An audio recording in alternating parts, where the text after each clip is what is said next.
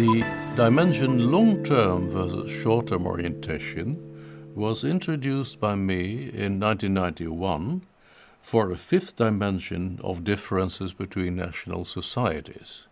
I had found 4 dimensions, but there was a research project by Professor Michael Bond from Hong Kong, who had researched with a questionnaire made by Chinese scholars, and that questionnaire produced a dimension which we didn't have yet.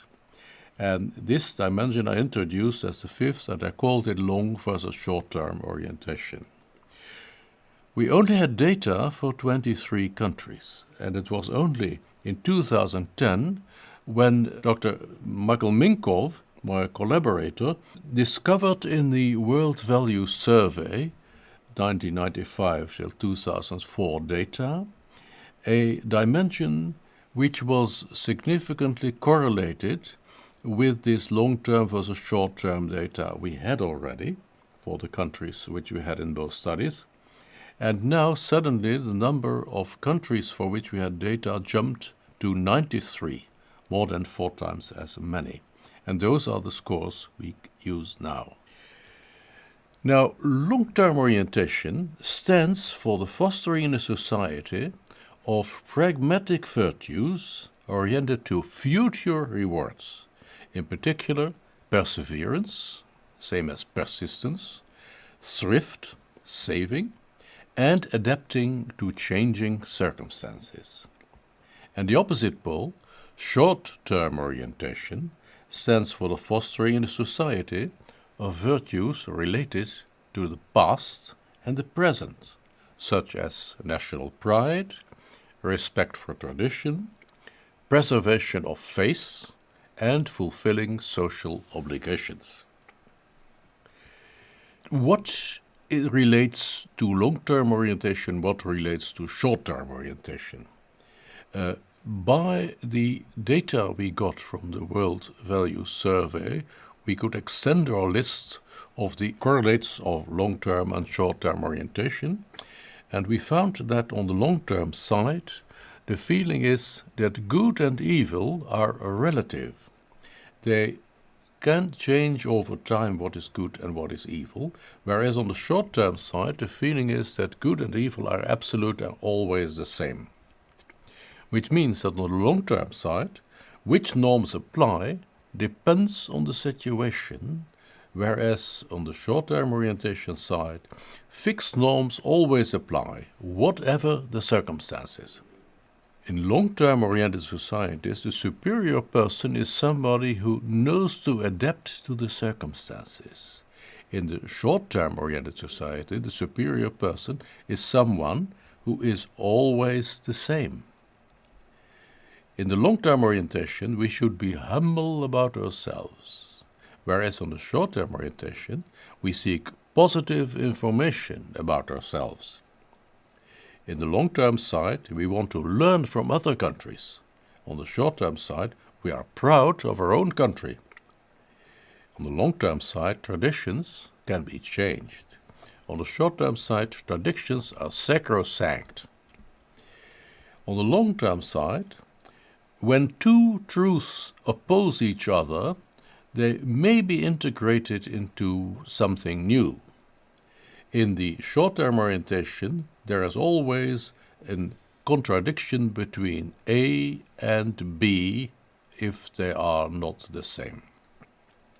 And finally, in long-term orientation, you can say that what is very important to resolve a problem is common sense, and certainly choosing the middle way. In the short-term side, we find more fundamentalism, which is choosing the extreme. And there could be religious fundamentalism, but also ideological fundamentalism, political fundamentalism. How do we measure long and short-term orientation? There is, again, no absolute standards. We can measure the differences between societies. And the position is measured in an index, the Long-Term Orientation Index, LTO.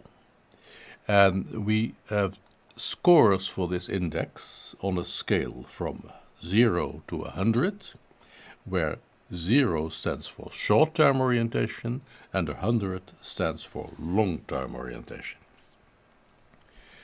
Let me give you an example, again from the 93 countries for which in this case we have data. I picked again 14 countries, 7 on the high side, 7 on the low side.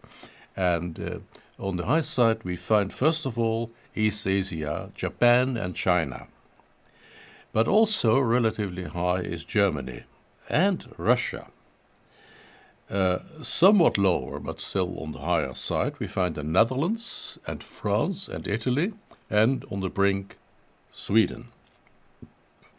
Now, on the low side, but relatively close to the higher side, we find Britain, we find India, and short-term orientation we find Israel, the United States, Mexico, Australia, Nigeria and other African countries, and finally, very short, Egypt and other Islamic countries. What can we do with this long-term orientation index? What does it correlate with?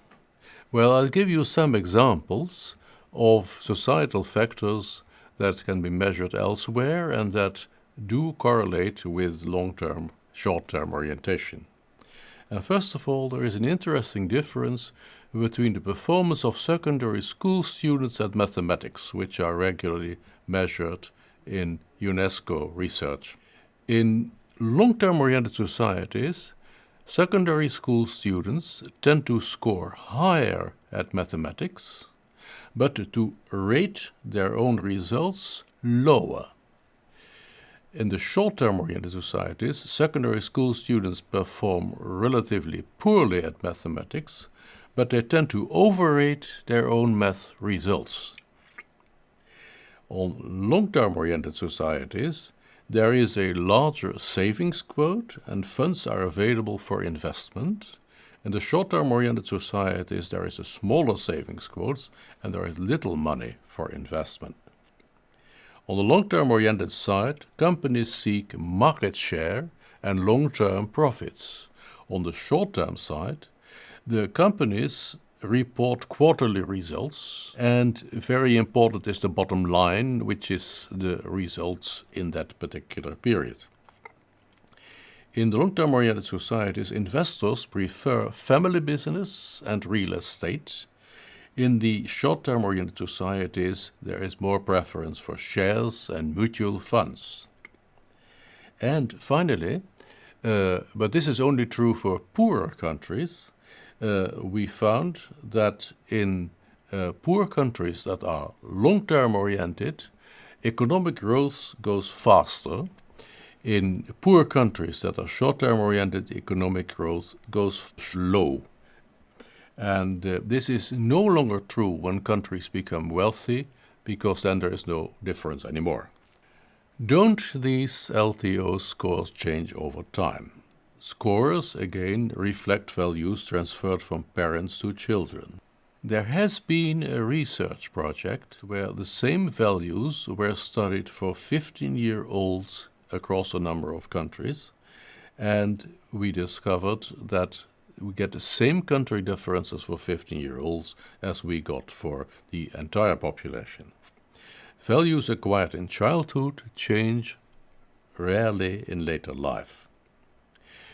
We have looked at the research by Professor Bögelsdijk, who compared answers to the same questions for two age cohorts 30 years apart from the World Values Survey.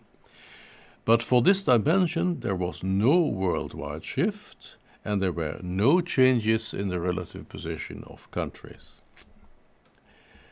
Now, this is true in spite of the enormous technological changes that we have seen in the past period, with the introduction of global information systems, which do affect private habits and which do affect business practices, but the way they do so tends to vary between societies according to the pre-established values. So same technology does not mean that it is used in the same way. And finally, long-term orientation plays an important role in the economic development of poor countries. Poor countries with a long-term orientation develop economically faster than poor countries with a short-term orientation, which more often stagnate.